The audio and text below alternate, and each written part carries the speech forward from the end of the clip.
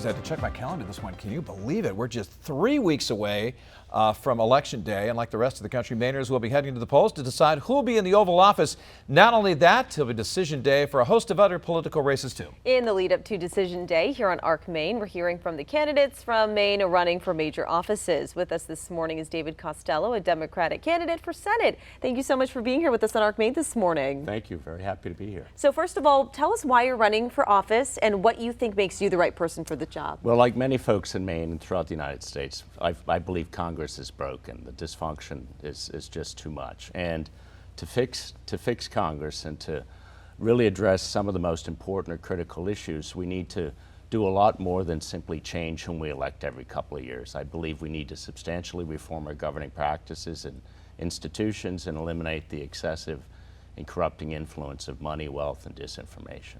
Now, so that's really why I'm running. Now, of course, you're running against Senator Angus King, and it's fair to say you face an uphill challenge with him. Next month, King, when he ran for the U.S. Senate back in 2012, he got almost 53% of the vote, with the other candidates getting around 31%, the Democrat 13% back then. Then in 2018, King got more than 54% of the vote, with his Republican Democratic challengers picking up 35% and 10% respectively. So you see those numbers, I hear those numbers. How daunting of a challenge is that? What makes you different from Senator King that you have a shot at winning this? Well, it's very daunting, as you've just pointed out. But I look at it this way, and it's not that I would rather run against someone else. I don't think either senator in Maine is really doing enough focusing on the kind of reforms that I think are necessary to fix Washington. And one of the issues I've got with Senator King as well as with Senator Collins, I think both of them have focused too much on what they say is reaching across the aisle. Unfortunately, in this day and age, in today's Washington, I just don't think that's realistic. I think it's good public relations, it's good electioneering, but it's not really delivering the kind of results that I think all Mainers and quite frankly most Americans would want from Washington in terms of public benefits, public policy changes, those kinds of things. So that's why I'm running, and that's the kind of case I'm trying to make to the electorate. If you are elected, what would be your priorities in office, and what would you be hoping to work on right away?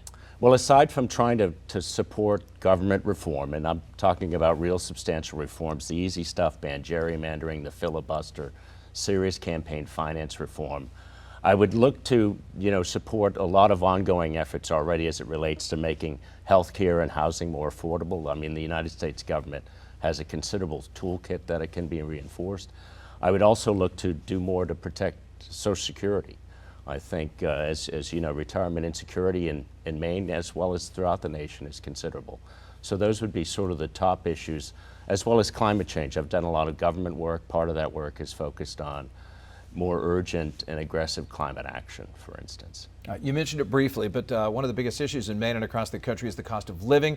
What action would you push for in Washington to help ease the financial strain for families, not just being able to afford a house or rent, but groceries? I mean, where a jar of peanut butter is costing you $6 or $7 now. Right. Well, and that's why, again, when I talk about a toolkit, the federal government has a lot of instruments in its toolkit.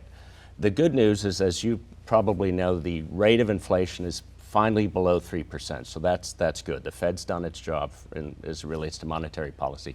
Now, what the Congress can do and has not done is that we can put more resources into programs like child care tax credits, also earned income tax credits.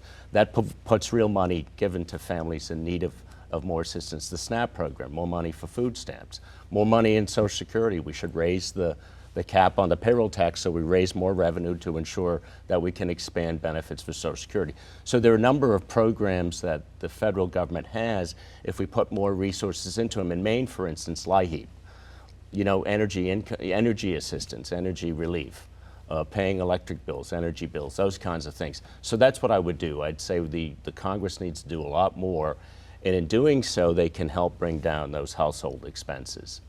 It's been almost 1 year since October 25th, and as we've reported this morning, those affected are still wanting answers. There's also been calls to readdress gun control measures. What do you think needs to be done to avoid another tragedy? Well, I'm probably the only candidate in the race who actually grew up hunting and shooting in Maine. Two of the most exciting things I did as a kid growing up in Old Town. But I've always supported, since I worked for Ted Kennedy as a 19-year-old, I've always supported much stricter gun safety regulations. So I certainly support an assault weapons ban, red flag laws, universal background checks, those kinds of things. And I never felt, and I always made the case when I worked for him, that it would never have taken away my ability to hunt or shoot. On the international stage, you've said on your website that while Israel has the right to defend itself, its actions in Gaza have been disproportionate. What do you believe needs to be done to de-escalate the growing conflict in the Middle East, which has spread even more now? Well, it's such a horror show. It seems like a never-ending horror show.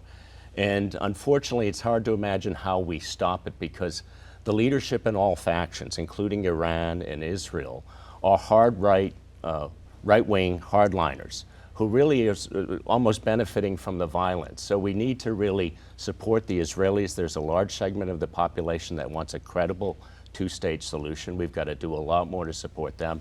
I certainly think the Biden administration is doing the right job in defending. We need to defend Israel. It's our strongest ally in the Middle East. But at the same time, we need to do more to say to Netanyahu and his government that what they're doing with those 1,000 and 2,000-pound bombs are indefensible.